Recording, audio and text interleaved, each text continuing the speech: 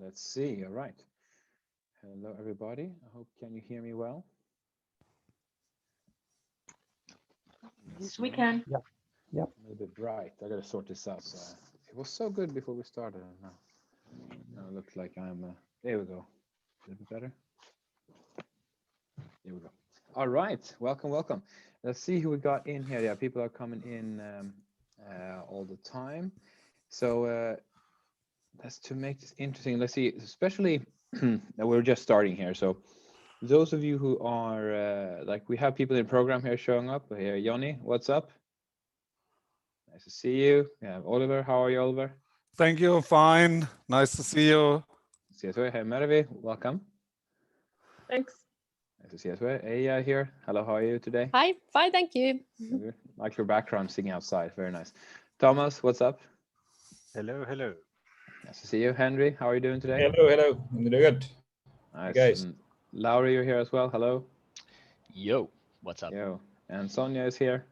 Yes, hello. I can't start my video. It seems that the host has disabled it, but Okay. I will try to get again to this. We'll figure it out.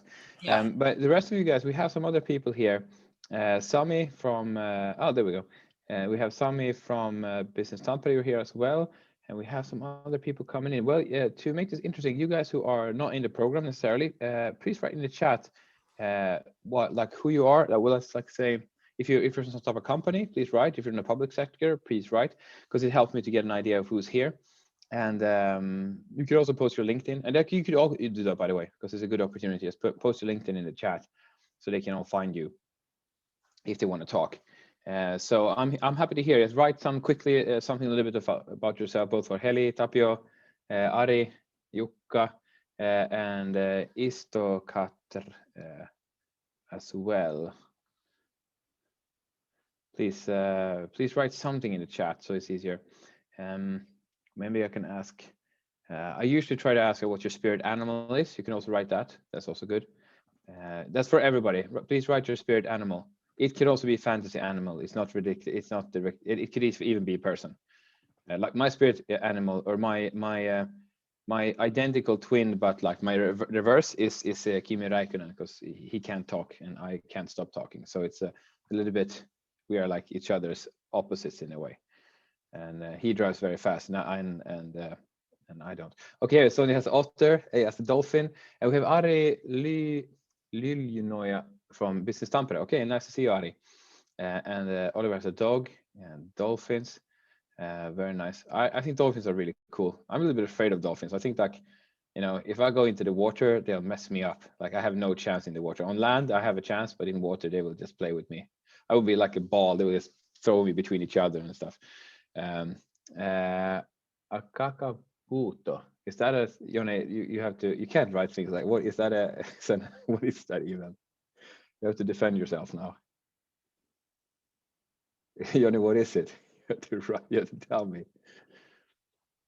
You're just laughing there. You get to write the explanation. Okay, Mongoose and Heli Hidén and soon call of Katja Hagman from Espo. All right, nice to see you guys from Espo. Nice to meet you. Henry, he has a beaver because he's going to build a dam here because I can. Look at that. Yeah, that's the attitude, just building so you can. All right. Jukka from hello, everybody. He's a new call accelerator. Nice to see you, Jukka. We have our customers presenting. Yes, that's true. You do. It's going to be interesting. Johnny Hutter from Silver. Meet you here, everybody. Oh, nice to see you, Jukka. Hello. Hello. Yo. It's Isokart, Katrina Isolahti from Business Tampere. It's Isokatr. I actually have a friend of mine. His name is Samer Katr, so I thought it was him. It's a Egyptian last name, Katr. So I was Isokart. Okay, hello, Katrina. Hello, everybody. All right, are we missing somebody who hasn't written something? Arto, did you write your spirit animal? This was very important. Please write it there, and put your LinkedIn if you don't have it. Like for also for your teams, put the LinkedIn in the chat because they can find you easier. Who knows what connection we got from this. And we have not here is also not here, or is here. I don't know.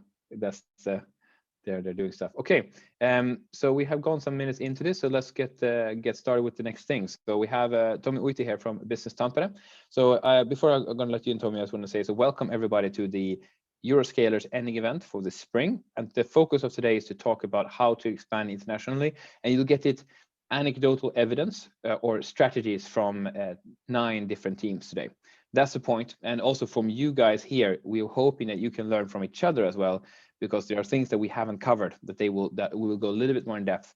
It's a simple format where we do interviews with 2 teams at the same time, and we discuss a topic for around 10 minutes, and then we move away over to the next one.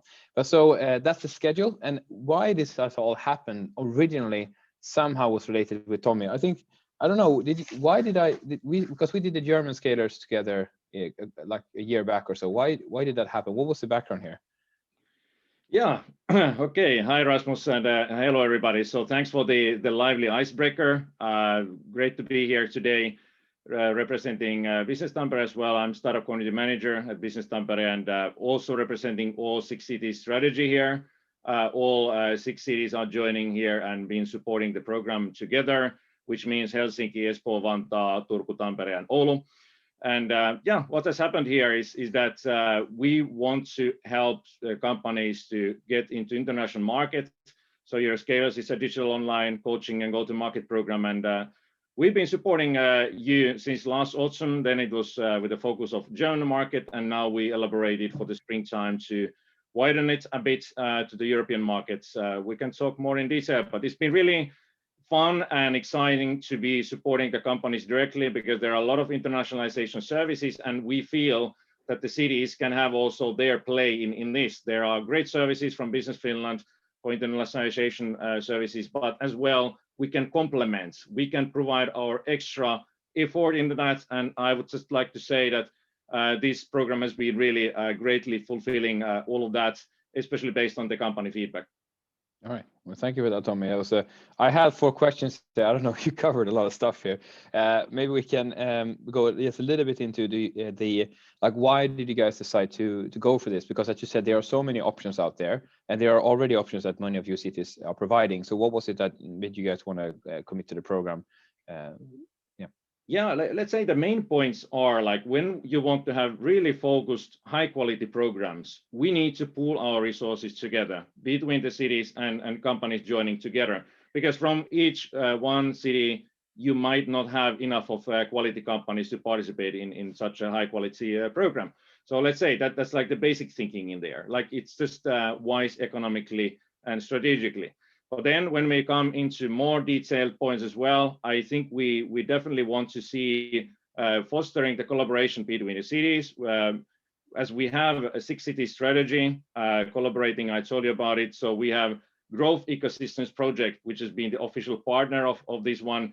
And the official goals, they are so much aligned that we want to generate new business activities in cities and regions to get better access to networks and innovation ecosystems. And this program has been really part of that process. Then the other part is as well that we want to provide all the services which are from the cities more available for you. And let's say for the companies who have been participating in this, you have already enjoyed these services, but I highly encourage you to get in contact with your own relevant city, because there are so many services of acceleration, incubation, funding advisory, internationalization services. Many times you might even know how much is out there. So we are encouraging that connection to be there. And then, as said, we want to be more collaborative between the cities and ecosystems in Finland. So these are all the main points why we're doing this. All right. Well, thank you. So what was you mentioned quickly that you had? We only have 1 minute more, guys. So don't worry. We're gonna go over to the learning soon. But I'm just curious, and what was the opinion of the program from your side, or from? I don't know if any of the other cities want to tell something, but I can start with you, Tommy. What has been your opinion of the program this fall, spring? Yeah, actually, what I've been in contact with you and the company. So obviously, we as cities, we want to measure the results pretty clearly. We want to see concrete actions, and that's how we are here today. We want to learn how in this exceptional situation you can make go-to-market activities, internationalization, reach easier, to share the best practices. And yeah, furthermore, this is about the companies themselves making the progress, but then as well, we want to see the sharing element. And that's been maybe the best feedback of the participant of the program that there has been a mutual sharing, even though the companies are from different industries and different cities, but they can always compare. You can always learn from others. And this has been an excellent thing. And that's why we are still looking forward to having a continuation of similar programs happening maybe again in next autumn time. And that's why we are looking for any partners from any cities that we could talk with. So if you are from a city representing their agency or the city officials, please contact me or Rasmus directly, and we can talk more. All right. Well, that was a nice ending note there, Tommy, with a little sales pitch as well. I like it. Thank you, Tommy, and thank you for supporting the program, and also thank for all these cities who are here and who will be listening in the future. I'm very thankful for your support, because without it, it wouldn't have been possible. Thanks. Let's move on to thank you, You have Tommy. been making a great job, and I really wish that you enjoy the session here today. Thanks. Oh, thank you, Tommy. All right, well, let's move on. I want to have Mervi and Henry on stage. Yes, applause from Sonia. Thank you.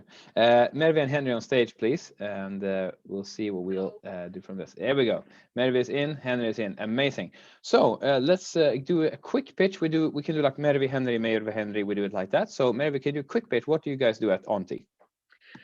We help companies to build their well-being programs by offering mental well-being services for large and medium-sized organizations in 20 different languages, so we've been global all along.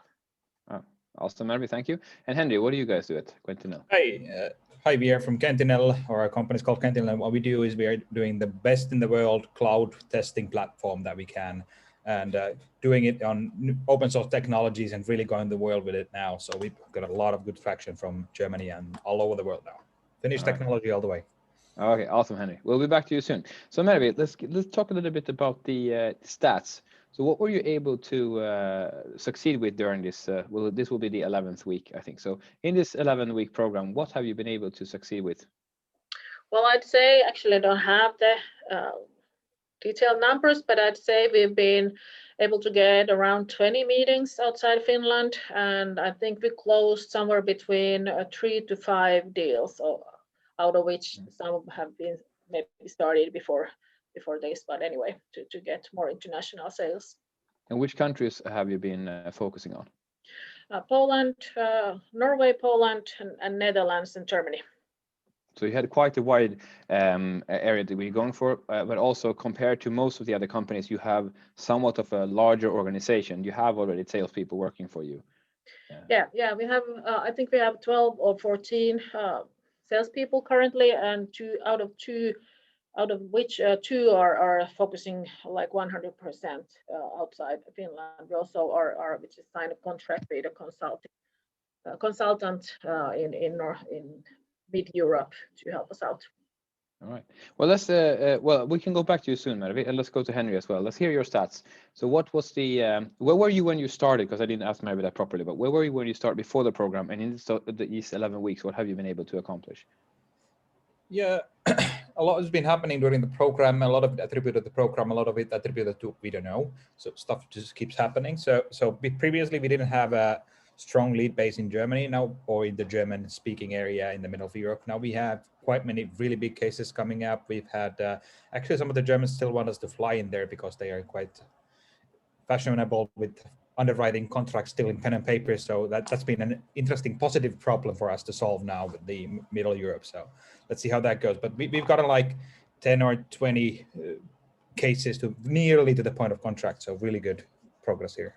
Yeah, and you had a lot of leads also, and you have a trial period type of thing, or you have a free version thing. And how many signups have you had on that during the program? I think we had now in this month, we typically had 2 per day. I think now we've had close to 4 to 5 per day that we've been able. So we've been able to double that. So quite a lot of traction for me. But still, so you have hundreds and hundreds of people have been coming in from Germany, Switzerland, Germany, Switzerland, Austria, all of those. Very nice. Okay, let's go back to Mervi. So you have succeeded getting sales already in some of these countries, and you have a lot of still negotiations up and running. So tell me a little bit, what has been your biggest learning point? Because as you said, you have already had this service in many languages and stuff, but still you were in the program. So what have you been able to learn from this experience? Well, first of all, of course, that everything is going slower in when you go outside your own own country, which of course pisses us off and makes us frustrated. But it's way slower than we were expecting. Even though if I compare to start of Auntie, when of course everything was slow, when we didn't have references, we do have references, we have global references, and they do help, but it's still not the same as in doing business in Finland. And then, of course, the other thing from my point of view is when business is going really nicely in Finland, it would be quite tempting to stay in here or put all the focus in here. And that's, of course, because we have inbound and we have existing customers that we need to sell more to. And so it's actually quite tough decision to put resources outside Finland, to say that even though this is not bringing us anything in short run, we still need to put our focus in that. So I think that's one of the toughest thing you have to do when going abroad. If you would if you would start a program again, but you with all the knowledge that you have, would you do something differently, like how to kick this off inside your company? Would you do anything differently? We actually started right after the program started. We started doing separate business meetings or sales meetings for international sales. So that's definitely something, because without that, it's just part of the cost. Of course, we have more salespeople in Finland than outside Finland. So if a week goes by or 2 weeks goes by and I do not bring it up, it's totally forgotten, and we keep working on in Finnish customers. And of course, some of the Finnish customers are nice enough to take us out abroad with them. So that's when it happens, even if we didn't put too much effort in it. But that's definitely something that we should have started already before them. So you did a little, like that little organizational twist, which isn't much, but the structure change and make like it becomes actual. And that's kind of what we do in the program as well. When we have every other week, we have a follow-up to kind of keep you guys working. And I guess internally, the same thing is kind of needed. Otherwise, it's forgotten. Yeah, and also with our OKRs, we use OKR system to track our development issues and also our KPIs. So that's where you have to. That's where we have the international sales as a separate goal or target to reach, and of course it's so much lower than the goal in Finland. So it is something that you have to set your mind on and then make a decision that we are going to stick with it, even though this is a longer road that we were hoping for. Yeah, but that when the type of customers that you have, there might be a limited market. So if eventually you'll have to go anyway. But okay, that's a different discussion. Let's go to Henry. So I want to hear a little bit about also what you have learned. If you were telling somebody else to use what you have done and to repeat what you've done, what would you recommend to them? Of course, we're in the SaaS business, so anybody can sign up for the free trial, but that's something that we did previously. So that makes a really good base for SaaS products, so people can test it. But what we then did was establish this kind of thought leadership angle, and we've done a lot of seminars and talks and all of that, even though with the whole situation that we can travel, but we have like 10 different seminars going every month. And even can you stop? How do you get to do these seminars? Because they're not your own. You're going to other people's places, right? No, but it's kind of a snowball effect. You apply for a lot of these webinars, seminars on testing topics, on your own core topics. You apply to them, you start getting stuff through, and then when they start knowing you as a speaker and that you can speak about not just the product, but the whole topic of it, you're not basically doing selling it in directly. You're just talking about the whole area that you're solving, about the problems you're solving, and maybe in the end you show your product a bit. But that's about it. Yeah. Okay. So and that has, generated enormous results for you. It's generated a lot of visibility, and it's kind of raised us now into the sights of even some of the bigger competitors globally. So I think we've done quite well on that front. Yeah. Right. So that's also because this is for all of you in the audience. This is just the beginning, and we'll look at different angles, because many of it has a very you reaching out. It's emails. It's following up with phone calls probably. There's a lot. It's more of the classical B2B sales. Maybe we'll hear more about that. But Henry had a little bit different angle when he's going more for the inbound and really going strong the thought leadership. So, and it was really successful for you. So it doesn't work for everybody, but maybe they don't do it right, because you said if you're doing seminars almost daily and you have an audience of hundreds of people, eventually you start accumulating hundreds of thousands of people watching you. And some of those are really like long tail stuff. We've had people who saw us 2 years ago now contacting us. Hey, I moved to this new company. I'd like to take your product into use. So that's what's what's starting to happen. Yeah, that's good. If you have 2 years to wait, but you're also getting results right away, right? So or quite fast. There's Very also nice. effect. All right. We have to move on, but we'll have a Q&A. And also, by the way, for all you participants, you can ask questions in the chat, both from the Euroscalers and for others. Write questions if you want to ask these people some question. I'll bring it up. We can also, and might take it in the direct interview, or we'll take it in the Q&A in the end. But that was good. Thank you, Mervi, and thank you, Henry, for sharing your results and what you've done. And let's move on to the next one, which is from Eija from Workpilot and Joni from Toptester. All right, so let's start with Eija. Please tell me, what are you guys about? What do you guys do? Yeah, well, we have provided a mobile platform, which is in the future of work scenario. So which is for matching and managing different jobs, tasks, or services. It's kind of, we are in Finland known as our open platform, but now when we went to international market, we sell the platform as a SaaS platform where any organization can tailor it to their own needs. It's kind of like a Volt or Fiverr or TaskRabbit branded to customers' own needs and users. Right, nice. I like that you did a new version of the pitch today as well. Thank you. Okay, let's go to Joni. So Joni, what are you guys about? Yeah, so hello, Toptester is, we are offering environmental and mechanical testing services. So our customers are mainly research and development departments of other companies. And we are operating in Rovaniemi. All right, nice, very nice. Okay, thank you, Joni. Okay, back to Eija. So tell me a little bit, what has been the results of the program? And give me the start, because you had one, was it the Croatian customer, was an international customer when you started, but what has happened since then? Yes, so we have two customer segments. One is social impact, which is municipalities and NGOs, and another is a business sector. As we had a really good customer in Croatia, lots of scalability there. We did little bit work with that, but we wanted to focus in this program for business sector. So we went to, decided after that we went to Holland and UK and decided to go big on UK.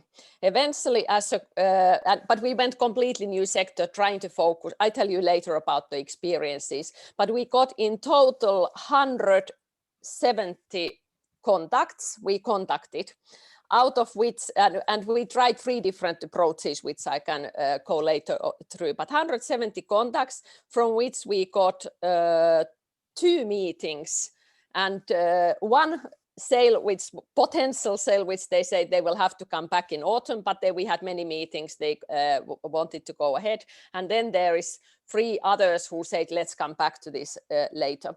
But the end result still that it was very difficult, like also Mervi said here, to go abroad, not knowing, and not, we had to try with 3 ABC testing, not just AB, that which is the focus. So, but we got lots of contacts, like 170 all in all has been contacted. Well, then we'll see. We have to see then after the summer a little bit how many of you could close. And that's for all of it. Means some of these products, like Henry has a sign up now on the website to test it for free.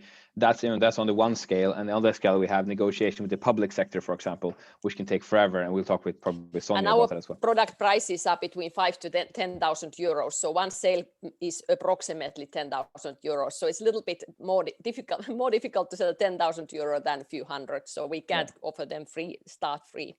That's it. But Henry's stuff isn't that cheap when you actually pay for it. But anyway, let's go on. Okay, Joni, please tell me, what's the stats on you? Where did you start and where are you now? Yeah, so basically, we focused quite a lot on outbound email contacting, and in total, I personally sent out 150 emails during this campaign. Maybe 120 of them got through, so 30 bounced back because of faulty emails or something like that. I got 15 replies and basically 5 new leads throughout this program. But this was actually not the, let's say, the most relevant result for our company in this program. So basically, after this program and internal discussions in our company, we actually now have a much more detailed plan how we actually start to go forward with the marketing and sales, especially to Central Europe. So this is. Can we stay on the topic? Let's stay on the topic a little bit. What was it that why did it sounded like the program caused this to happen partly. Could you tell me why was that? Why was it that it's correlated with being in the program that you had changed these things? Yeah, so basically I discovered the secrets of automated emailing and email. So I use quite a lot this. I learned to use this Woodpecker program. So you can go into it now, Joni. We can stay on this topic. Yeah. Yeah. So basically, first out I started with this LinkedIn Sales Navigator to find out the proper contacts in different companies, and then of course I have to find out somehow the email addresses for this person. So I believe it was Mervi maybe who gave the tip for scrap.io. It worked out, let's say, relatively well. Maybe 70-80% of the email addresses are actually correct. So then I use this Woodpecker program to generate this kind of automated email campaign, and you can actually using this kind of maybe there are some different approaches how to proceed, but I use actually simple Excel sheets. So you can personalize with these keywords also these emails which have to be sent to different companies and to different persons. So they don't seem like so automated. Maybe a skillful person can see that they are automated, but anyways, they are a little bit personalized as well. But you were saying also that the big difference, if I go, because we talked about this before, the big difference for you was that you were like you got these numbers up because apparently, you know, it's for all of us. We don't think how long it takes to write, even when you copy paste something and change a little bit. It takes so long, but with Woodpecker, you're able to. I think you're like doing it 10 times faster or something. So that was a big point. Yeah. Yeah, in this program, I actually started doing everything by hand. So I sent out like 30, 40 first emails, everything by hand, and it took a lot of time. So I believe at least 5 to 10 times faster I was able to operate by using this automated program. Maybe the, let's say, reply results are not so high anyways, but still it's much more efficient, I believe. I mean, if you get 5% to respond, I think that was our benchmark. And some of you get 10 or 20%, which is amazing. And you still have to send the email. You still have to send 8 to get, or 10 to get 2 responses if you're doing great. So it's always like that. Okay, Joni, let's move on to Eija here a little bit. So you wanted to say something that you wanted to share with everybody, what has been part of your success or what you figured out during the program. Yes, so for us was that we didn't know initially which focus we would go, because in Finland we have tried lots of. So the first good advice was that we actually contacted Business Finland in UK, and we got excellent advice from them, and actually even a mini research. Where are different business sectors in UK, where our service would be the best. So that's good advice, that please check, free advice of getting. So then we contacted after that all of those unions in each business sector, that they could tell us more, like what would they recommend, that how does this fit it. But that was very difficult to get hold of unions, except one of them who actually was this one lead. They said, we want to buy this platform for our members. So they want to be the buyer. But after that, we started getting to companies and then really trying to pinpoint what would be the core focus we go. And we tried first approach, we thought this is easiest to understand. We got 0 response. That was to do with efficiency.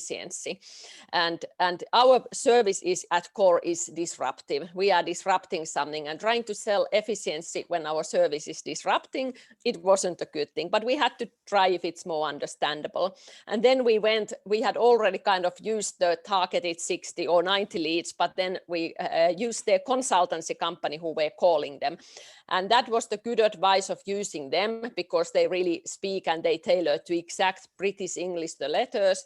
But we gave them, in the next phase, I would do the content myself. So we spent a little bit too much time on them typing the emails, and then they really didn't get the core of our service.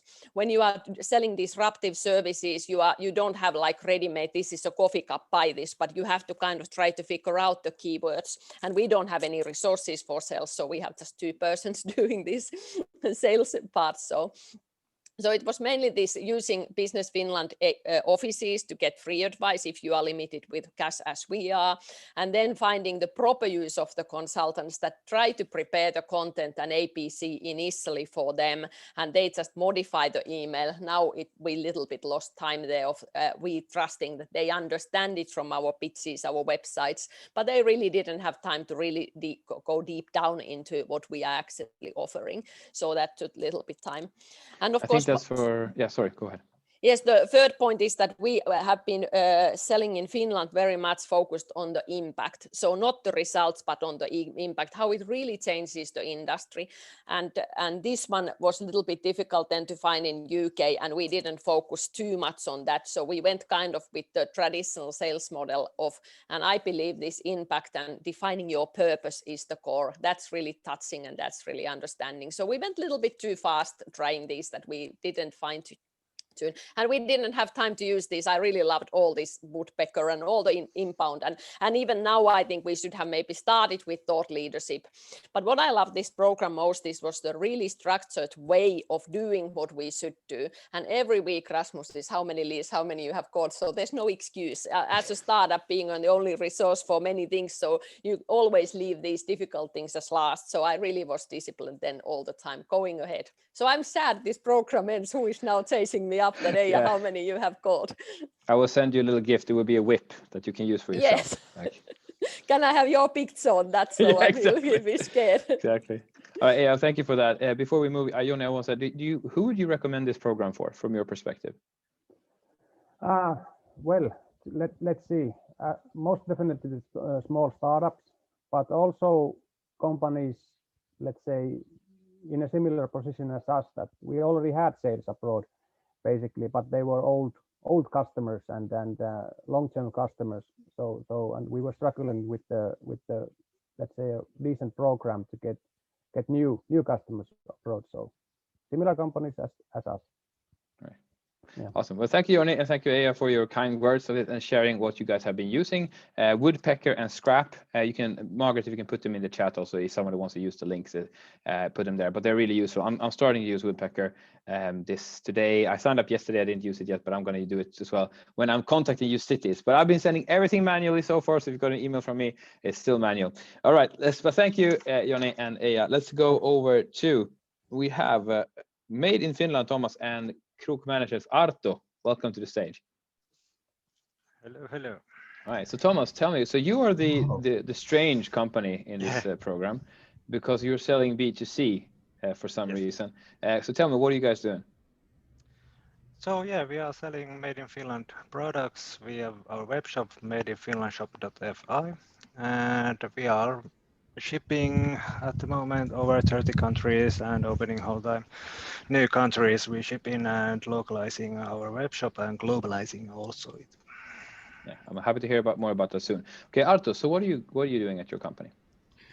Yeah, Kook Management is like working as a business development company where we are licensing the intellectual properties to Made in Finland, but outside Finland.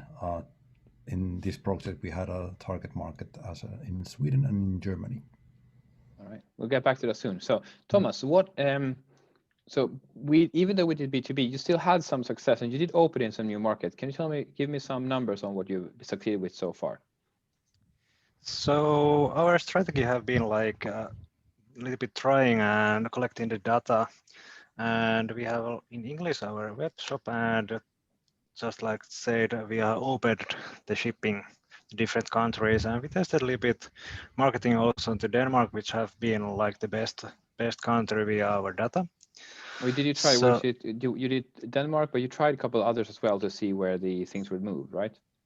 Mainly Denmark, but yeah, we have a little bit tested via Facebook advertising other countries also, but it's a little bit not our strategy at the moment, that kind of testing, and we are going, I submitted yesterday our Tempo application. Yes. So hopefully we get our localizing and globalizing going with that. So that's our main strategy at the moment, to get our Made in Finland products abroad. About Denmark, just a quick, do you have a number? How many sales have you been able to close in Denmark? Let's see, just a second. Give us the live data, is checking, like how many? Yeah, you can see here. So it was only 6 orders, and Sweden was a little bit better this year with 10 orders. But there is like 15 different countries at the moment. We are just shipped via webshop and quite much more with like projects with invoice side. Well, I'll go back to you, Thomas, talking about what you have been able to take from this program, because you have a little bit different angle. So Arto, tell me what has been your numbers? What have you been able to succeed with so far? Because you had a tougher nut to crack. You had a Swedish market, which is a little bit difficult. So but what were you able, how far did you get with your sales efforts? Yeah, it was an extremely interesting market, I have to say. We managed to contact about 190 customers in Swedish market. Wow, you got your numbers up since we talked last. I think you started emailing now. Yeah, we actually had a nice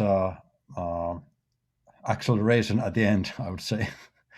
But 190 contacts, from which we managed to have a continuous discussion with them with 17 different companies, which is I'm very happy about the result.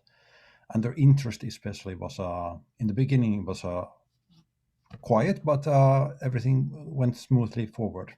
Yeah. All right. Well, let's stick with you a little bit. What would you want to share with the participants here that you think are something that what would you like to share about the internationalization efforts? Well, I think that the one of the biggest thing from my perspective, as we are commercializing IPs and making license agreements with the end customers, it's more like having a systematic approach. It's having going to the international market. It's extremely important that you are not only trying testing, but you are doing that all the time and learning on the way. And having a systematic approach is extremely important, and not answering the no answer. Sorry, not accepting the no answer when it comes at the first time. Yeah, I think for all of us, well, the most answer you get is no response at all. And some when we started this program, most of us were behaving like, well, I sent even 20, 30 emails and they didn't reply, so now I'm sad. But we with a lot of coaching also from Lauri, but we started like that first email was just like a warm up, was like a door knock. Now we got to like keep sending them, and eventually we started getting some results there. So that's systematic, that to realize that it's a system to it. And then I think maybe that's why you've been able to, I think the last time we talked you had sent 50 emails, so you sent like 140 emails or something since we talked last. So maybe that when you feel that you have the system in place, it's easier to just push the button and do more. Exactly. When you have a system in place, it's easier to input new contact details to the communication funnel, so to speak. I wouldn't say that as a sales funnel yet, but a communication funnel. And I want to do a note for all of you listening here, because you are hearing now everything is hands-on practical work. Same with Arto, same with Eija, and same with Joni. We were not able to say what our approach should have been when we started, because these guys have all different way of doing it, but they did it through interacting with the environment. We were doing a lot of sales, a lot of emails, all kinds of stuff. Now, Arto has went from sending 10, 20 emails like every other week to see what works, to be able to send 100 in like a week.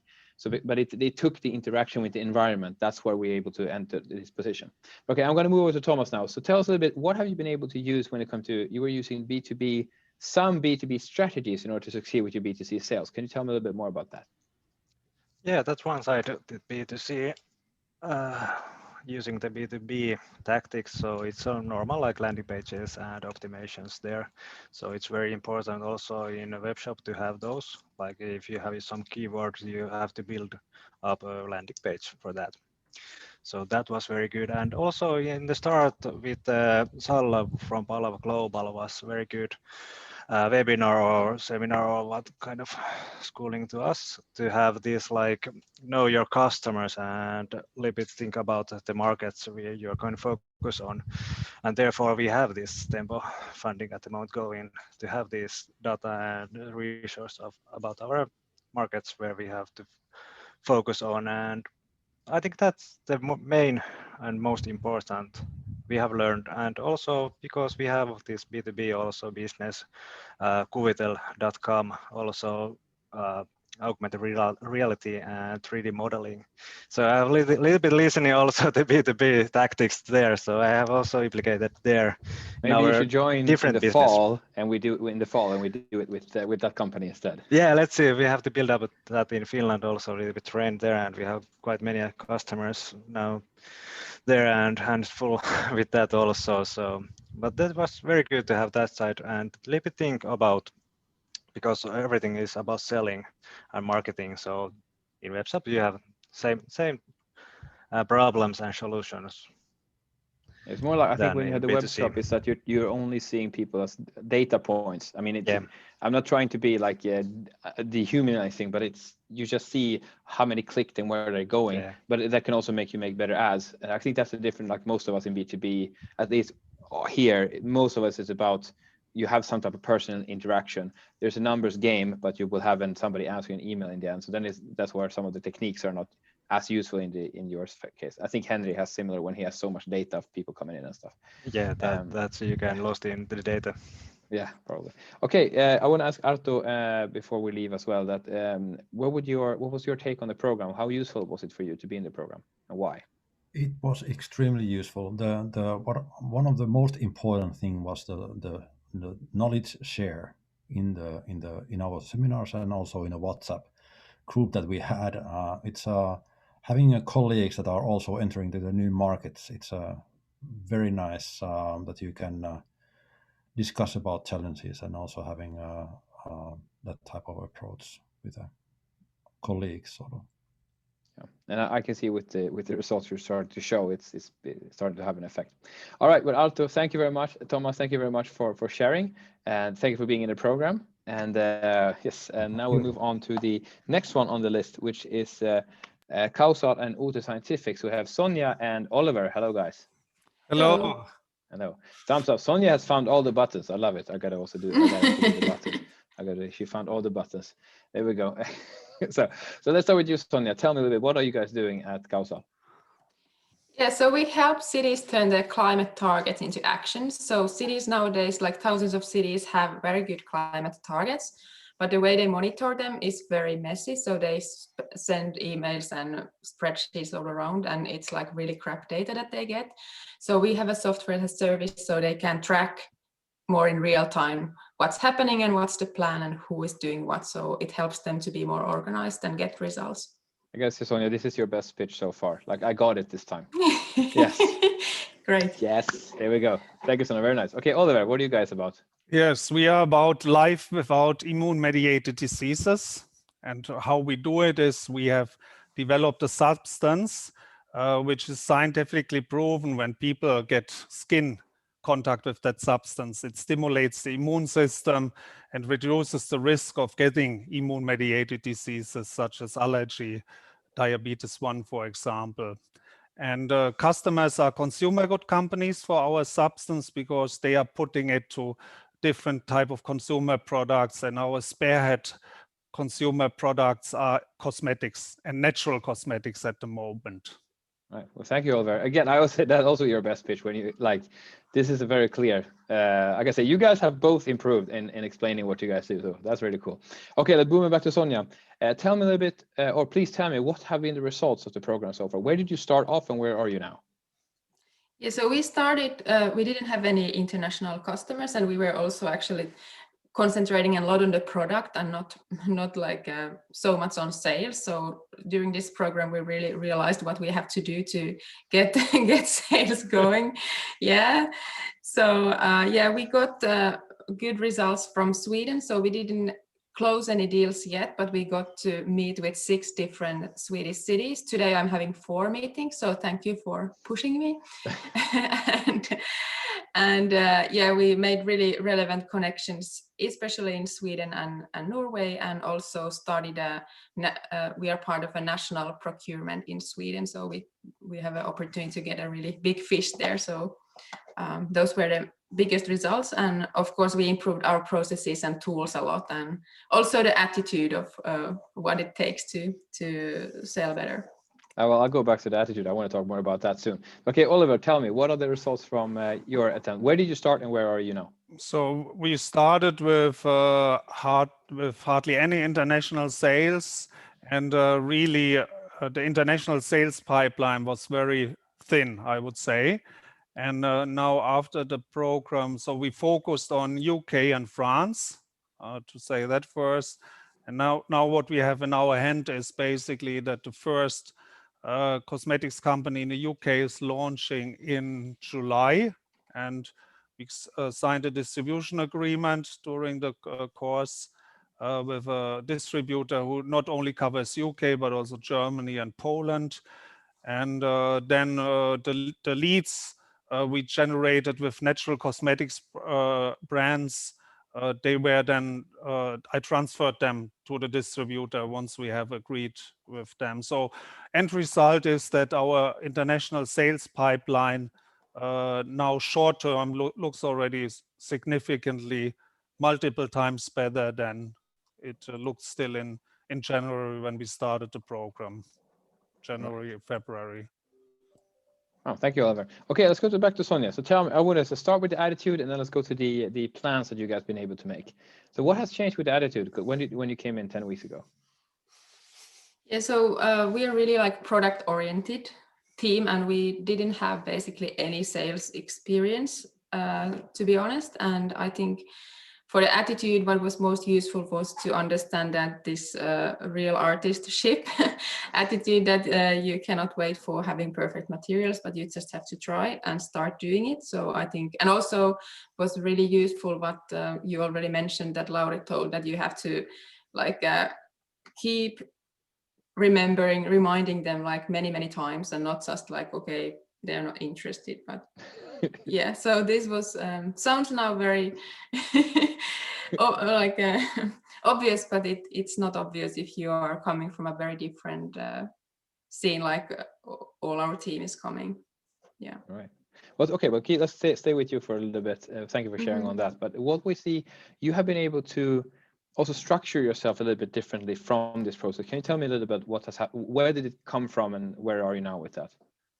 Yeah, so we had this had very good co-benefits with the Market Explorer and ELU Center grant project that we were doing. So we made a Kausal communications handbook and also the sales playbook for international sales. So it was very helpful to structure like the criteria. For instance, we understood on the first meeting with Palava Global, like what are the criteria for choosing the best target market, and we also the different customer personas that there are, and also like the value proposition for different buyer groups. So we were able to identify 3 relevant international climate networks as direct sales channels. So I think that was really important for us, because we need to target very well this product.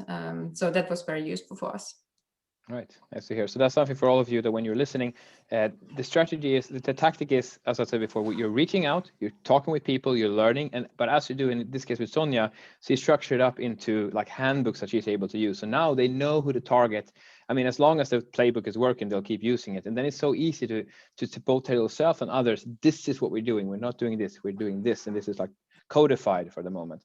So I think that's a very useful thing also for the rest of you guys' companies. So some of you just keep it in here, but it could be good to write it down as well. Okay, Oliver, what would you like to share? What are the big tips that you have for people doing internationalization? Yeah, so what I learned very concretely from the program is I worked on the email formulation, the first email, you know, as a as a German, you tend to make long emails maybe. And so I got that much shorter and more crisp, and also more personal, trying to look more from the customer point of view instead of doing the classical thing, which is again more Finnish than German, I would say, is to try to hammer down the product, but yeah, taken outside in view to approaching potential customers. So that So instead of talking about this is what I have to offer, I say this is Yeah. what we can do to help you correct. succeed with your goals. Correct. Yes, and that that was done then again done in a very practical manner by just reviewing the email and getting tips from others, and so peer input. Yeah. What is your opinion on the program? How has it helped you to get better at this?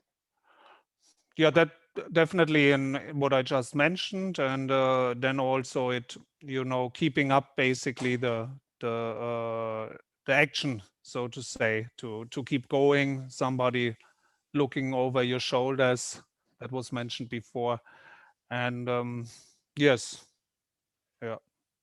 Right. Well, I'll throw the same question to you, Sonia. What has been the most beneficial points, in your opinion, from the program? What have you gained most of from this?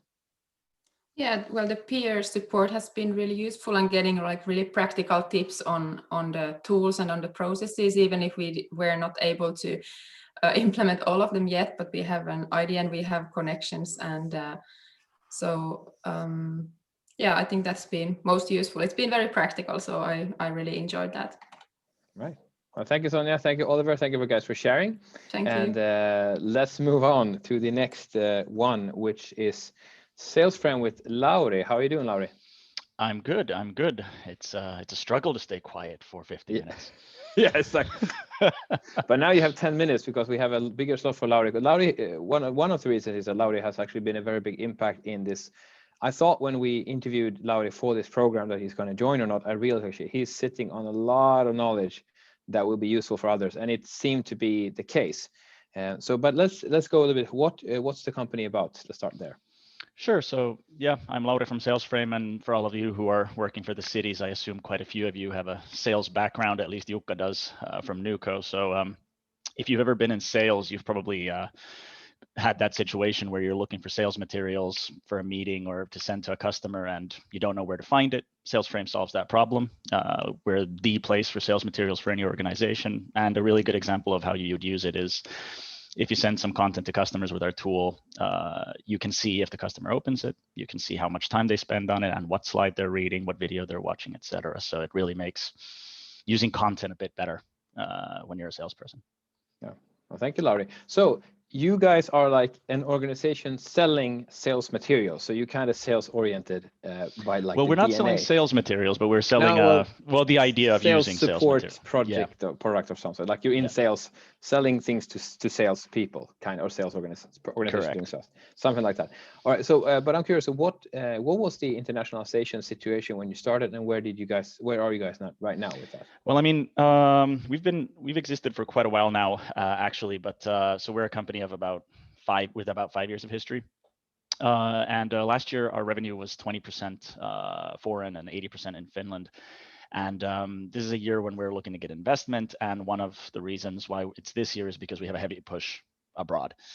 But our pipeline was about, 30% of our pipeline was abroad at the beginning of the year. And during this project, it's definitely gotten a lot higher. I was checking some numbers while the others were talking just to have the actual numbers for everybody. So we've booked on average 7-point-something meetings per week abroad.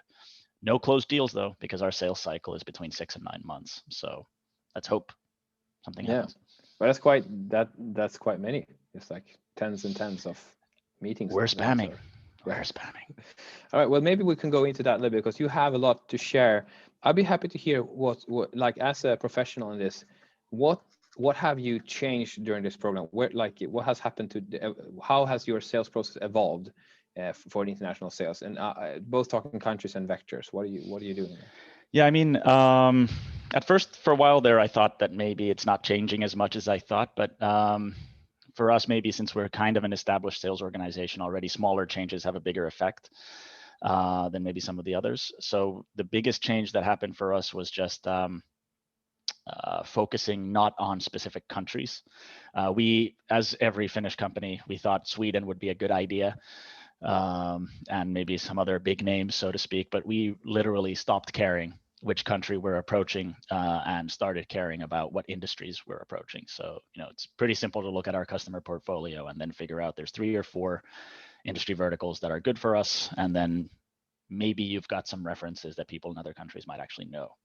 You have So- Stora Enso, for example, in the Stora Enso is a industry. good example. So Yeah. then and all the other players in Europe knows about Stora Enso. Yeah, and I Must mean have to. anybody within the wood industry, even if they're not pulp and paper, or they still know about it. So it's more useful like that. All right. Yeah. Well, then I'd like to hear from your perspective, since we have a little bit more time. What are your recipe for international expansion? What's my recipe for international expansion? That's a hell of a good question. Well, I mean, from your perspective, right? From my perspective, for issues that we were facing, I think it's similar to everybody else. It's kind of, it all boils down to failing faster. So just, try a lot, get a lot of data points, and also don't pay too much attention to the data on the other hand. So I would say, we're a sales heavy company, so we don't get a lot of inbound. Nobody buys this off our internet or off the internet with a credit card. So for us, it's all about getting references in a certain market. If you get a reference, then use the hell out of that. And contacting a lot of people many times. I think some people, everybody's heard some kind of quote about this, but it takes between 7 and 10 contact points to reach someone. And a contact point could just be viewing someone's LinkedIn profile, but you really have to sort of spam people.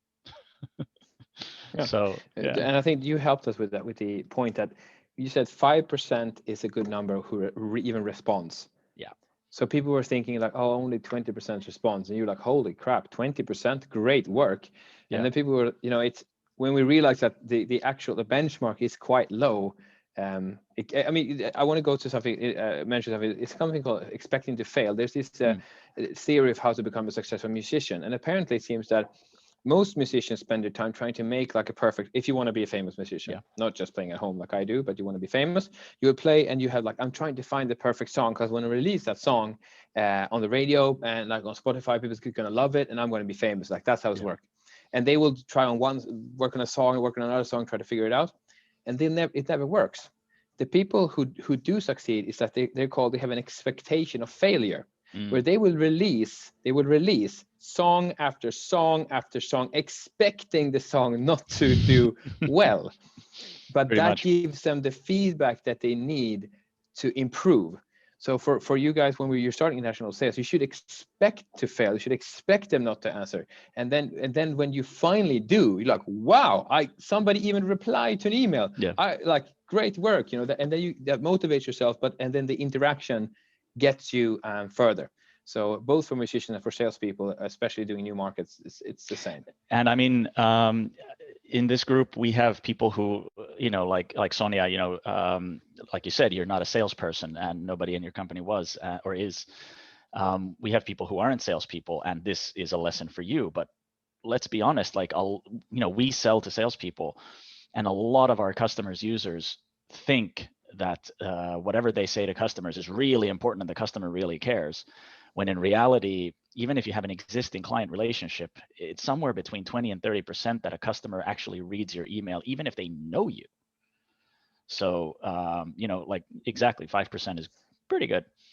Yeah. So that makes me feel sad. Like I will send you an email. And you're like, I know Erasmus, but I won't read it. How often do you read your friends' WhatsApp messages with a lot of effort? Oh, that's true. That is true. That's true. And I have this group with I play rugby, and there's a rugby Pasca radio, and it's like I'm like, well, okay, that's not like the scrolling best through. Yeah, it's a lot of okay. Anyway, a Yeah. lot of weird pictures as well there. And okay, well, so let's a little bit. Who would you? Because the thing is, that's the weird word about you and your team is like you're an international. You're a team who does sales and you do it internationally. How was this program able to still help you in getting better at the international sales? To be honest, I mean, shifting focus to verticals was a big thing here. I think that came a lot from just the group sparring sessions, but also we managed to get a lot more out of our intern. Because well, maybe go into that, because that was a really interesting study. I think one of more team is maybe doing something like that, using an intern or consultant for that function. Could you tell me, what did you do with your intern there? Well, I mean, we've had interns before, but it's been a hit and miss kind of thing where 50% of them have kind of wasted our time more than benefited us. But also based on what we learned in this program, just making it really clear what we're expecting from them, making it clear that we understand that we're expecting boring things from you. Your work is going to be boring for the next 6 months, but you got to do it to learn. And what our intern was doing was basically going through Sales Nav, building list after list after list of potential people to contact. And since March, no, he started in April. Since April, hang on, it's been somewhere around 2,500 emails that he's now added into Woodpecker. So instead of, so you would decided on a vertical, for example, this is what we're looking for. And we did this, you were very detailed when we looked at it. For example, the company should have grown with at least 10% the last year, with 10% more employees in the sales. That's optimal, yeah. So you looked at, you have some decision, and you can do in Sales Nav in LinkedIn, you choose these categories. It's like, so, and then from that, this guy was then sitting, given this information, he was then sitting and just sorting out who are potential people to contact. Pretty much, and it's a boring job. Yeah, but then when, I mean, in the original, he just fed them to you and you emailed. And I think even then the next step was that he would actually feed that into your system and email it for you even. Yeah, I mean, we basically went from us having to do everything ourselves, us more salesy people, maybe us more expensive employees at the same time. We went from us doing everything to me now sending basically one-worded list to him, like saying, let's say forestry, and he's like, okay, I'll make a forestry list. Yeah. So, saving a lot of my time. Yeah. And that's, I mean, the thing is that to be more efficient, I'm using the comparison with Joni, that he was able to be more efficient using Woodpecker, which you're also using. So the next step is then how can you generate those lists? Because if, say, Joni is selling in Germany and Switzerland, like, I don't know, there might be 10,000 companies that are relevant for his services maybe, but you need to send to the right person with the right type of text. So to have somebody to know, you per definition, you wouldn't call it scalable when you hire somebody to get an intern, but that is what's happening. You're able to generate hundreds of these tens at least per day, instead of you setting your own time and like swearing on your keyboard trying to find this list all the time and building. It's fun for a while, and then it gets kind of repetitive. I mean, the only thing I'm doing right now, besides confirming times for meetings when they respond, because he's sending them in my name or in my colleagues' names, maybe someone responds with a question and you end up having a conversation, but that's fine. It's extremely, I mean, you seem to have unlocked for Finland or other countries, like a way more efficient sales process in this. Hopefully. And I mean, we're clearly getting constantly better ideas on, where to focus on, who to focus on, and et cetera. So it seems to be like embedded completely. So nobody's thinking of this as a new way to work. It's just, it makes sense. And for all of you listening, again, you see that it came from interaction with the market. We had to interact. We had to send the messages out, and we have the bouncing going on between us. And through that process, all teams are crystallizing their approach in this program. So that's okay. But Lauri, before we will go to the general questions and answers and stuff, can you tell me what's your opinion on the program, and who would you recommend this for? Well, I mean, first of all, my opinion of the program is very good. Yes, we're companies in different situations. And yes, maybe having been a sales professional for 15 years and running a company that sells for sales professionals gives me a bit of a different perspective on this. But for me, it was just honestly the weekly kind of like having this somebody to report to. I'm the chairman, I'm the CEO, I have no one to report to. So this, at least, like, there were some peers here to kind of, to at least, like, for pride, if nothing else, have someone. Yeah, you need to show off every time. Like, if you come in with bad numbers, you're like, Lauri, aren't you a sales professional? Exactly. But I mean, I'd recommend it for a bunch of different types of, maybe startups mostly, obviously, but for a bunch of different types of companies. It doesn't just have to be companies who are learning to sell. It can also be companies like Mervis, for example, or Qentinel, who already know what they're doing pretty much. And I think the mix is important as well. So if you just had a bunch of, very, very, very similar companies in a very early stage of their startup life, then maybe there would be less lessons learned. Because also, like, some of the earlier phase startups in this group have kind of brought us to reevaluate that, hang on, is this assumption we made 4 years ago even correct? So yeah, it's a broad answer. Well, thank you, Lauri, for that. Thank you for you take a little bit longer time, but it was nice to hear what you had to say, and I've been looking forward to that. So thank you very much for sharing, Lauri. You're very welcome. And now I haven't looked at the chat properly, but apparently Sonia has left because she is selling with Östersund, which is really nice. That's very cool. And then something, and then thank you from Tommy. All right. So before we have a couple of minutes here, so I'll be happy, even if it's just inside of this little group, if you want to ask each other some question or something that you thought when they were presenting, is like, I'll be like to hear more about that. I'd love to have a little bit of a conversation going here. So Oliver, what do you have on your mind? Or you just put your camera on? Yeah, okay, that was the mistake. Don't worry, you don't have to. No, but we can. Tommy can say something before we. Yeah. Yeah, I think Heli from Espoo actually wanted to make a question. Are you there still, Heli? Maybe I was going too fast. It was kind of hard to follow the chat. Usually I'm able to do it, but when I was interviewing at the same time, it was a little bit fast. Yeah, we had a question from Heli to Henry. Which are the most important things you need, for example, help from the outside, matchmaking, business services, etc. That was a question for you, Henry, at 01:23 from Heli. You can find it there. Matchmaking, business services, I think this is more about what the cities can offer us in that kind of sense, I think. It's an assumption. Looking at this, well, we had some, you never know the quality of the lead, and if you can get a straight lead that these guys are interested in what you're doing, it's always super good. As for example, we've had some leads that go in like 2 days, very good, high quality leads from some of our partners and some of the business associates that we've been talking to. Those go to sales in like 2 days. And it's always better to get that kind of stuff going. Something that we've been looking at a lot into is also that what do we want to do ourselves and what do we want to outsource? So we've been, for example, looking at marketing, and we've been looking at some of this stuff as do we want to outsource it?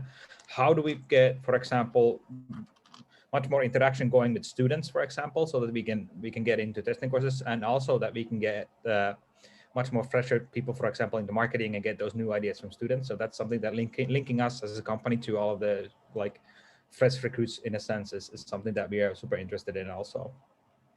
And I think that those are some of the main ones that come into my mind right now also. Thanks, Henry. Probably going to happen is if it's going to fly, then we're suddenly knee deep in shit that we need everything basically doubled or something like that. So getting those kind of contacts before that is super good. Thank you, Henry. I don't know, Heli, was that a good enough answer for you? I don't know if you left, went to eat or something, but if you're here, you can. Yeah, you're unmuted. I think I will deliver the answer to Heli. So when next time we're meeting with these people. But yeah, definitely, Henry, thanks for the answer. So definitely the question was mostly from the city perspective, how the cities could support even more. So yeah, direct contacts are just the tastiest thing. Yeah. Sorry. No, direct contact. If you say I know these guys, your product would work for them. Let me make the intro, and say, oh, Tommy, thank you for reaching out. We had such a great time at Slush 2 years ago, and you said we talked with Henry. Okay, great. Set up the meeting, and then Tommy sets up that meeting. The likelihood that they buy is 10 times higher than your average meeting. They might even just buy, if they have the money, they just might buy because they like Tommy, and they don't even know Henry, but they like Tommy, so they'll buy. That's almost. You have your foot in the door, and they will give you the benefit of the doubt to listen to your product. So it's just if your cities can do more of that in any way or form, I think that is definitely valuable. Yeah, thanks for the comment, because I suppose actually we do such things, opening doors to new connections. Obviously, many times we use service providers, but anyhow, those service providers we trust. Actually, the same goes with you, that we selected you as a service provider, and we gave advice for the companies to participate even in this program in the first place. So yeah, that's what we do, and we are hearing for all the feedback from you. Actually, one question I could still even want to do, if there's anybody who would like to answer. I think these stories which you told about the development during the springtime, they're really exciting to hear. We will get very good material. We will share this recording in YouTube later on for other people to learn as well. But would there be still something which was completely unexpected? Because we had the exceptional springtime. Still, you couldn't travel, anything like that. but like, was there still something like completely new thing which you discovered through during this process? Would you know any good idea to talk about this, Rasmus? What do you think? What was unexpected? I got an answer from Heli. That was actually quite unexpected, but apparently there's a problem with your mic, so that's why we're not hearing her. But I think that I have very big faith in everybody's ability to, get themselves going. So I was expecting that, and that's what they did. Like, they realized this is hard work, and I'm going to get my, get to work and like start sending these emails and starting the LinkedIn stuff. So that wasn't unexpected. I think I was. Now I will say it like this: I was very happy with how it turned out, because everybody was able to share with each other. Like, the way you're seeing them interacting, talking about confident about sales now, I thought about that actually, that I would have wanted to have a quick recording with people saying like, where are you with your sales and stuff 10 weeks ago, and then I will have replayed it and showed it. That'll be good. Yeah, because they're not even the same people almost, in at least how they talk about the international sales compared to when we started this. So that is something that I was impressed. I've been impressed by that. But on the surprise side, I think that there could be one of these teams might have had the surprise. Well, this is like, it's not my first time either, so I love surprises. But it went maybe better than expected compared to Euroscalers last year. We had some sales success, but it was only less than half the teams that really succeeded in getting good meetings. And here, all the teams got meetings. So and some of them, I think half or something, closed some deals. So it's a very different result. This is way more positive than last one. So maybe I didn't know what to expect on that. So that was positively surprised that well, I mean, the thing is, I'm not doing the work; they are doing the work. But yeah. I'm really surprised, positively surprised that they were really able to turn this advice and this environment we have into actual sales so quickly. So do you think actually partially the reason is as well that now we are more adjusting to the exceptional situation? It's not that exceptional anymore. Yeah, the Corona prep, like we're knowing how to do this, helps everybody involved. But the teams we have picked is also easier. And now, if the thing is, some of the teams we work in Germany, there wasn't their market. Like it could have been for some teams, like Sweden wasn't their market. So, well, during the program called Euroscalers, you're supposed to sell in Germany. We were more like hammering Germany, even though it wasn't the best option. Here we're more open-minded that where should you go? And many of the teams had to adjust. Even during 10 weeks, they changed the country they're focusing on. So that was one thing that opened up the possibility to do better in the sales, because we were a little bit more flexible. And we also knew how fast we had to do the sales. Last time, I think we started sales like after 5 weeks. We did push them to start sales earlier, but it didn't activate as fast. Now it really activated fast. So that was we activated like Mervi said she started already like the week before, like the same week we started, like she started the process, which was great. And most of the teams followed suit, and they started like the same after the kickoff or some days after that. Emails started flying. So that was and I was really hammering on talking about that in the teams that they had to do it. So that had a big change. Let me ask Heli's question here. Does it matter that the companies and teams are in very different phases in internationalization, industries, etc.? All feedback very valuable as Tommy and all of us think about the options in doing these in the future. Yes, Heli, I'd love to talk with you more about the future at some point as well, especially when your mic is working. That'd be great, because I will see if we could do this together again. It would be really cool. But maybe I want to throw this question back to the teams, because I've only been seeing this from the outside. Well, I've been in the meetings, but I am not doing the sales with you. So what would you guys say? Maybe Oliver, since your camera is on, what would you say on the that you are a little bit different phases of internationalization? Where would you say has it affected positively or negatively, or what would you see the effect of that was?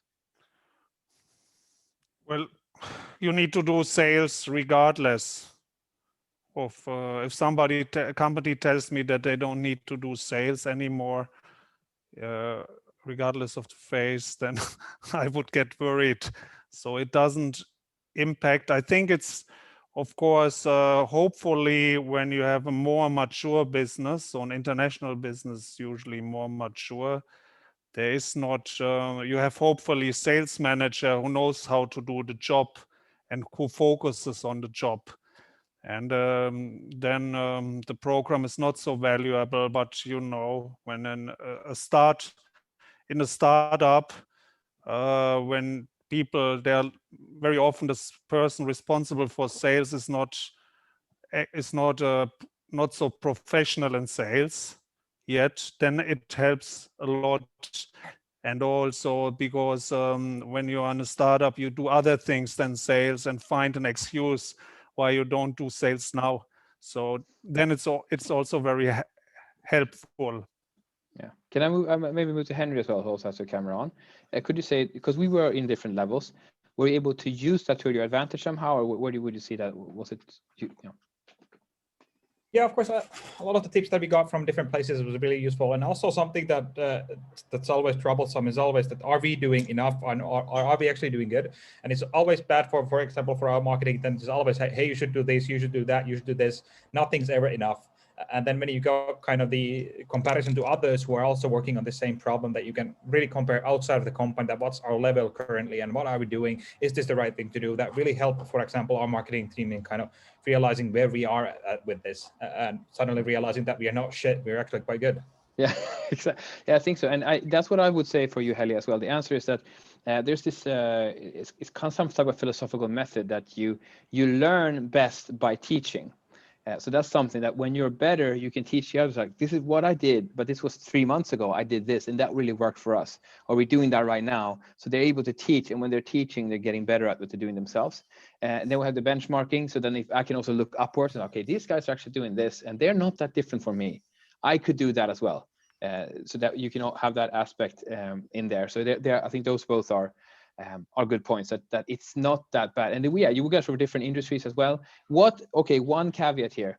Thomas, I loved having Thomas with us, but when he did B2C, it was kind of weird. Like it was really difficult to help him. Yes, yeah, because it's more about like data-driven. What type of marketing is he doing? What word with A/B testing on ads, and most of the B2B stuff is contacting with emails and stuff. So that was yeah. But is it really that different? As we are basically doing most of that stuff, that we are doing A/B testing on marketing. We are changing the button layouts on our website, guiding people to try our product themselves. It's not really about selling to businesses. You're always selling to people, so it's always a go-to-people business. Yeah. So in a sense, if you can get them to a website, then the same tricks work in business sales as in consumer sales when you get them. You guys are maybe the most similar also to each other here. Thomas, what is your point on this? I think that the biggest difference is the way to selling, because I think many of you are selling via contracts and invoices and that kind of things, and we have the sales funnels because we are our cashier there, and you order right there. You don't have any meetings and you don't email the customer. You only have to get to the web shop and sell there, like passive selling. Maybe that's the definition difference here. Yeah. Is it more passive or is it more active selling? And that's the point. Yeah, but the website must do the same work, convincing and selling. Mervi, what's your thoughts on this? On the face of our company? No, well, yeah, you just put your camera on, so I thought you wanted to share something. Well, about maybe about the timing of going abroad, because we spent quite a lot of time concentrating in Finnish markets, which of course drove me crazy because I knew that I wouldn't go international. But obviously I kind of survived that, and I do believe that now looking back that it was first thing, at least for us, to get these things working in Finland first, because it would be much harder to show somewhere outside Finland that, hey, this is working, even though we can't get it work in our own country. This is of course not necessarily true for everyone, because the fields are different and the target groups are different, but I think in quite a few businesses it is a good thing to consider as well. Yeah, and that's something we had in this program now. Well, we had it in the German scales, but you all had some type of sales or something up and running, a pilot at least in Finland. And so that also is kind of validated that the product kind of works somehow. And you always should have resources, because I think I've heard sometimes that every time when you make a budget, for example, to launch outside in a new country, you can multiply it by 7, and then you are getting closer to what the actual cost is. So that is always something also to consider, that you really need to have the resources. Otherwise, you're just gonna use your scarce resources that you could make profitable business in Finland, and not getting that, because you are concentrating in outside Finland, in markets outside Finland. I mean, what you guys are doing, you're almost doing another startup in a new country. Almost. You have to convince everybody, new references, not that they don't understand you. Yes. You have references in Finland. That's the only difference from being a true startup. But almost everything else is just starting again. And because it's a new country, you can't really use what you learned in the previous country because it's kind of different in the new one. And the disadvantage of going outside Finland is, of course, that in Finland you might be interesting, for example, in the eyes of media, but when we go there somewhere outside Finland, nobody gives a shit. What is your story? Yeah, this is the best place to work in a small country nobody heard about. Like it would be like, yeah, Tajikistan's best place to work. You're like, is that a country? Yeah. Something like that. I love Finland, but I know that the further we move away from here, people are confused where this country is. Yes, or is it capital of Sweden or something like that? Yeah, it could be. I wouldn't mind. Finland, capital of Sweden. Well, capital maybe, but part of I don't know. No, exactly. Yeah, that we have to ask. We do want to. Difficult choice, pros and cons. Well, thank you, Mary, for sharing on that, and thank you, Heli, for keeping these questions going. I think it's really interesting to have them to work on. But it wasn't like maybe the big thing that we should do for the next one possibly would be, is the sales customer facing, like am I interacting with the customer right away, or is it just done through a fully digital process where it's more or less zero interaction from salespeople? And that is the difference here, that we were able, that was a harder thing for us to help and support with. It was easier because most people were focused on this somehow interactive type of sales where there's a salesperson involved. Yeah, Tommy, do you have something that you'd like to ask or comment for us, or something you thought about? Yeah, no, I'm pretty happy about my questions already. Like I'm just saying here that it was really enlightening to hear about the learnings which you had, and we will get your feedback and consider the future support of this program based on your opinions. So we will continue that discussion. Yeah, thank you, Tommy. I want to let Aya talk as well, because she seems to have something on her mind. Yeah, I just thought as an extra additional you could consider, like I found best was these practical reviews, like the consultant went through our websites and some of our pitches. And so if we could have had here a part of the program where we could have more one-on-one advice from the consultants, even that part paid by companies ourselves, because now we had time, some startup company got 10 minutes, some got 2 minutes of this advice. So I would have been very happy to buy even from myself, from Trusted, who have gone through our pitches, of a little bit extra support. I used to work in one FinPro program, FinPro Luovimo digital program earlier, and we had the €6,000 fee for startups.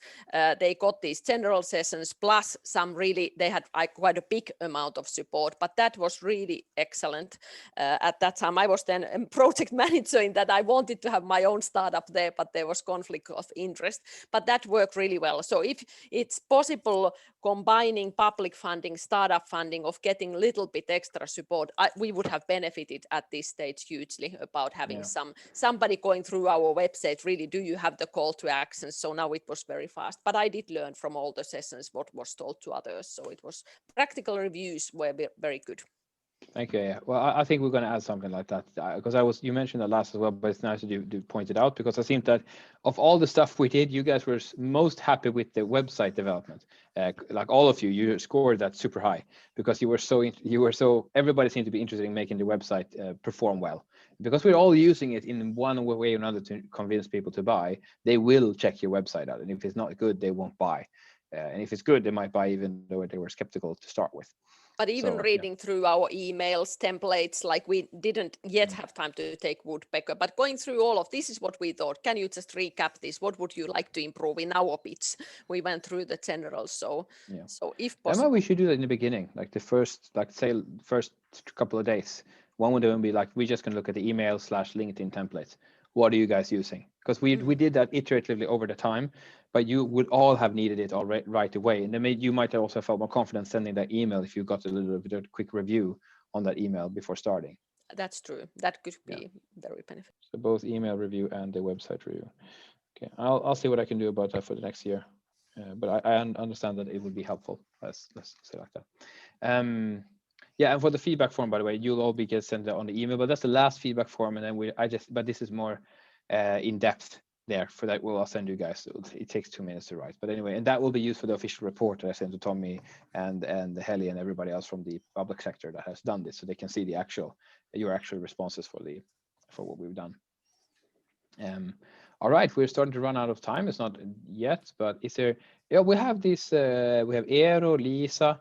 We have Sami here, Juha, Jukka, Mikko. Is there any of you guys who would like to either ask or even comment something? We have had Heli has been super active, so that's very nice, and of course Tommy. But is there anybody else who would like? I would love to hear something, even just a comment. You don't have to ask anything. You just write. You know, I love sunshine and rainbow, so you can just write that. At least there's some. I know that you're here. At least. Yeah, now is your chance. And if you want to later on connect with Rasmus and me, so you can make it through me as well.